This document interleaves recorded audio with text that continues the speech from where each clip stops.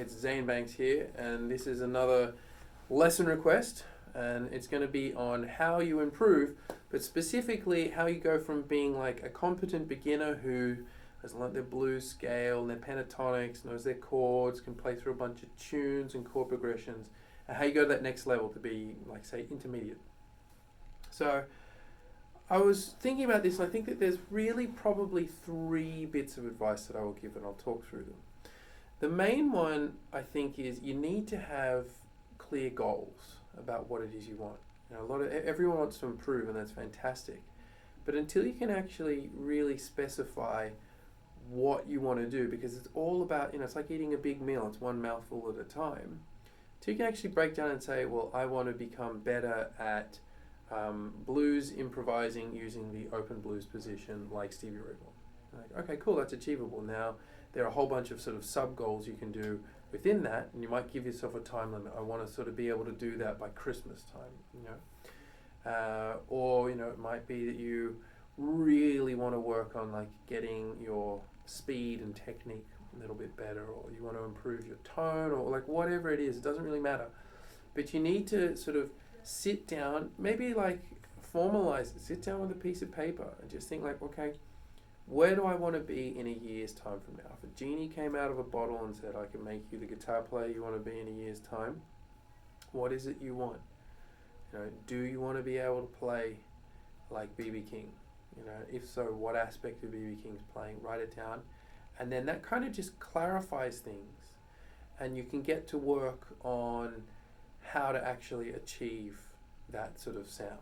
And I might do another video on like actually setting sort of goals and how you achieve them, because there's a real art to it, and making sure that, it's like, say, climbing Mount Everest. You don't just rock up to base camp Everest and start climbing. There's lots and lots and lots of preparation that go into it, and then there's special paths and Sherpa's got to take you up, and half the time you can't even see the summit, so it's not like you even really know where you're going. I think that is one of the biggest problems when it comes to improving. It's hard to see where you're going other than just like a YouTube video of Stevie Ray Vaughan shredding at the Elmer Combo.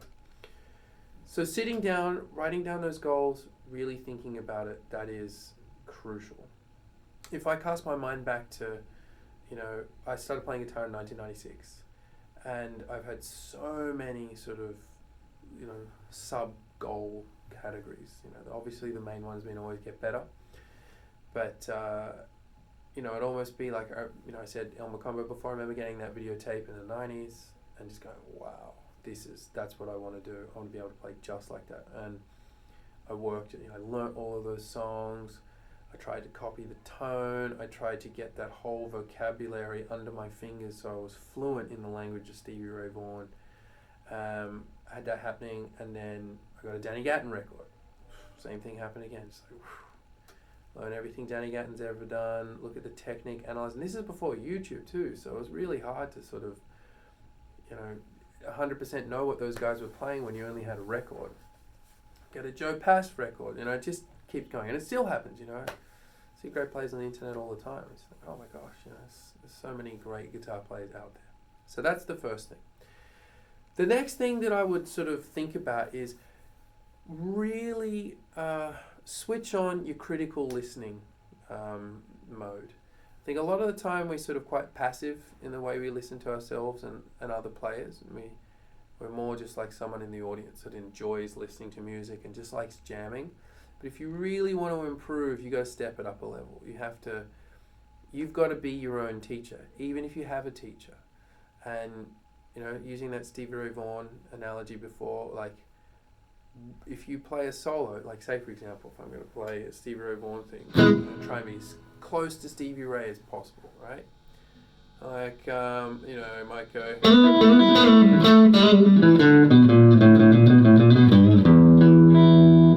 Now, was my tone exactly like Stevie Ray Vaughan's? No, it wasn't quite exactly like Stevie Ray Vaughan's. Okay, so what can I do to try and make it like that? I wasn't in E flat for a start. Okay, so that's another thing. So I need to tune down. Is my attack like his? No, he usually plays heavy, like.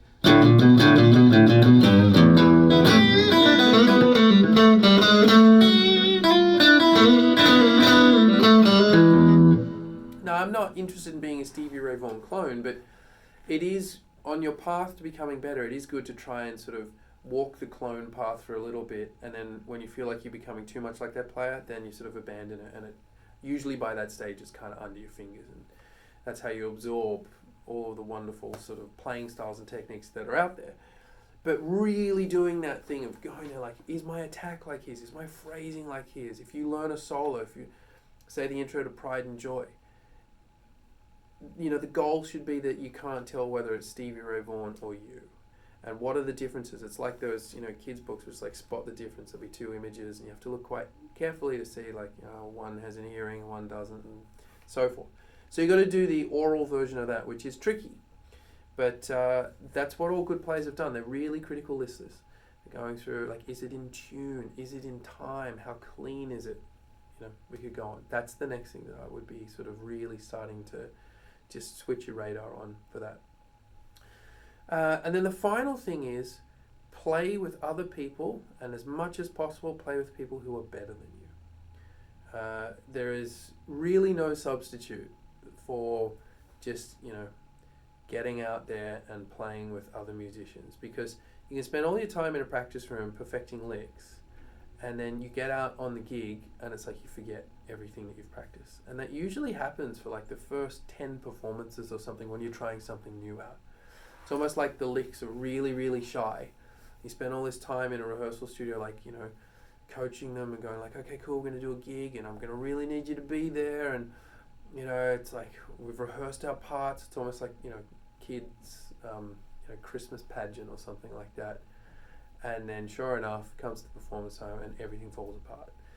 Kids forget their lines, they don't know the directions on stage, and it's the same thing that happens with these licks. The amount of times that I've been working on specific things, I go to a gig, I'm driving in the car going, yeah, this is really cooking, I was shredding it before, and I get to the gig and it's just like none of those licks are there, and it's just me on stage by myself.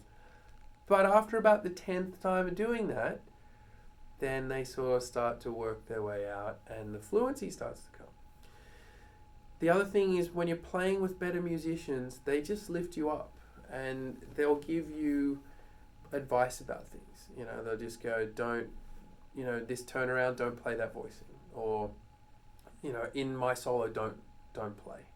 Or we do these changes in this part of the song as opposed to the original changes. Like, all of this stuff is really useful information that you otherwise probably wouldn't have come across, or it might have taken years to come across. But some cat who's been a professional muser for like 50 years, you just get it, bang, direct. All of the shortcuts that they have had to like painstakingly go through, all of the horrible times on stage, they'll just tell you straight up, like, don't do this, or this is how we do this song, or in the real book, this is actually an incorrect chord progression, this is how it should go. Or they'll give you advice like, your playing's at it, work on your time, it's sloppy, or your tone's not great, or you play too much. Again, I could go on. All of this stuff has been said to me, and sometimes it's hard to hear, like particularly some of the older guys can be pretty blunt, but you develop a thick skin, and it's the only way you get better is to just hear some hard truths about your playing. It's not always like that. Sometimes it's just friendly stuff about, hey man, you sounded great, but just remember for next gig, when I'm singing, don't play over me or whatever. And sometimes it will be a little more brutal. But if you really sort of commit to those things, you have your goal, you start really critically listening to yourself and other players and just music in general, and thinking about what it is you want to say and do on the guitar. Playing the guitar is no different to like speaking any language. In the same way that for me to do this lesson in English, I've grown up in an English-speaking country. I went to school, studied English, and had to at times think really hard about what it is I want to say. Even for this lesson, I've had to think about what it is I want to say to you. Playing the guitar is no different. It doesn't just happen. The reason why I didn't do this lesson in German is because I can't speak German. So I can't just will that I'll speak German out like this. So it would be silly to think that I could do that on the guitar or any other instrument. So treat it as if it's like a language, with that same diligence and studious approach. And then playing with other people. Just any opportunity to play live, but particularly with other people. When you play live, things go wrong that just don't happen when you're sort of at home wearing your dressing gown with a cup of coffee and you got the heating on and it's really nice and cozy and lovely. You're going to play with an amp that's not yours, and it might not have reverb, and you might not be used to that, and the audience might be a bit too close, and they might not be very respectful, and the publican or the bar manager might be a bit rude, and you might have a different drummer. All of these different things, like, you just have to deal with it, and they're going to kind of throw you initially, but you develop, you know, a really sort of thick set of armor, and it translates as confidence in the end. So when you see these great players, you know, coming out on stage doing killer performances, they've been through all of that. They've been in the trenches, you know. They're seasoned veterans who've got many, many, many battle scars from pretty bad gigs. And it just means that when they have to do something that's pretty straightforward, like playing a blues, they just absolutely slay it. So hopefully this provides a little bit of insight on some of the things I think you can do if you want to go from that sort of upper level beginner to intermediate level. And of course, this can be transferred to any level. Like, I'm still doing all of the stuff I just talked about, you know. I'm not content with where I am on the guitar. I'm constantly working on improving and learning new things, just absorbing. And I do everything that I just talked about in this video at the level that I'm currently at.